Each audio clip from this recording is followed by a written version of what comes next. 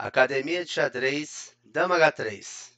Tio Rico na área. Então vamos lá. Nesta aula, na aula de número 15, vamos falar um pouquinho sobre a atividade das peças.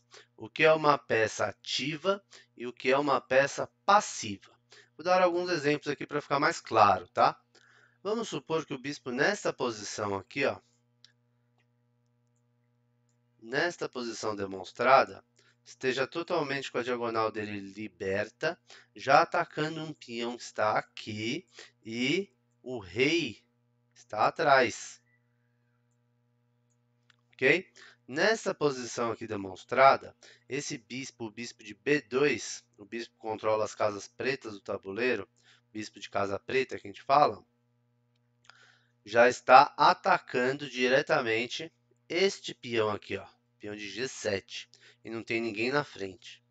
Então falamos que esse bispo está numa posição ativa, e bem ativa, já está atacando um peão que está à frente do rei, protegendo o rei, ok? E controlando a maior diagonal do tabuleiro, diagonal de A1 até H8. Então esse bispo está numa posição ativa. Vamos demonstrar uma coisa aqui bem parecida, mas tornar esse bispo numa posição passiva. Vamos supor que esse bispo aqui esteja com este peão aqui à frente dele, o rei das brancas já esteja aqui, e o rei adversário, o rei das pretas, esteja do outro lado. Fez o rocão, que a gente fala, roque grande. Esse aqui é um outro exemplo. Esse bispo agora está numa posição totalmente passiva.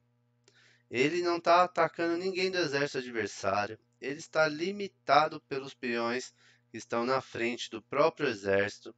Ele teria que fazer uma manobra para cá e ainda mesmo assim não atacaria ninguém. Mas nessa posição ele está super passivo. Ele tem que fazer algumas manobras para esse bispo se tornar ativo. Porque ele está totalmente limitado. O raio de ação dele é muito baixo. Tá? Vamos dar um exemplo agora com o cavalo. Um cavalo ativo versus um cavalo passivo. Então, nessa posição, se o cavalo estiver nesse cantinho aqui e os peões das pretas estiverem aqui, com o seu rei aqui, falamos que este cavalo, cavalo de H8, esse cavalo aqui, ó, marcado, está numa posição totalmente passiva.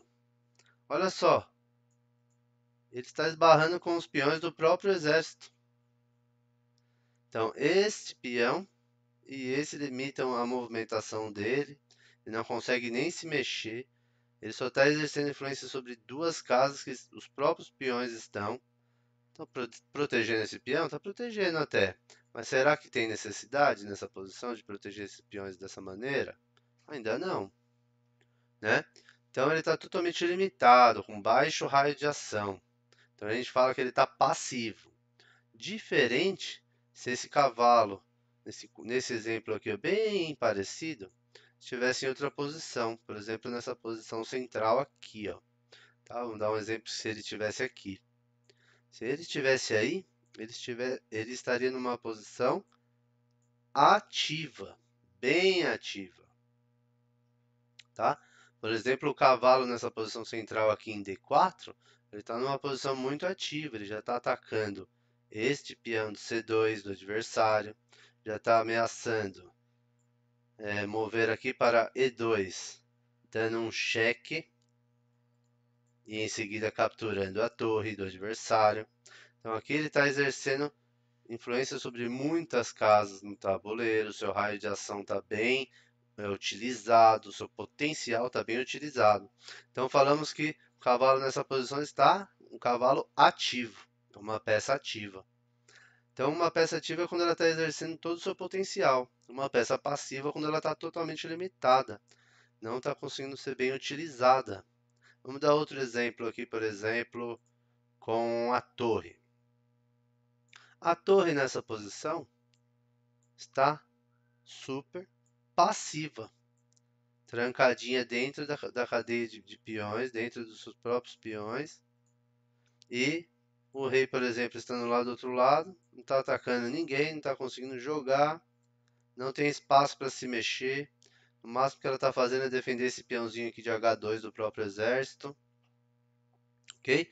Diferente se essa torre estivesse em outro lugar.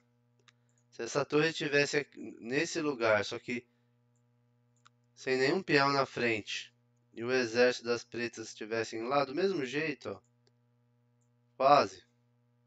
Aqui, essa torre já estaria super ativa.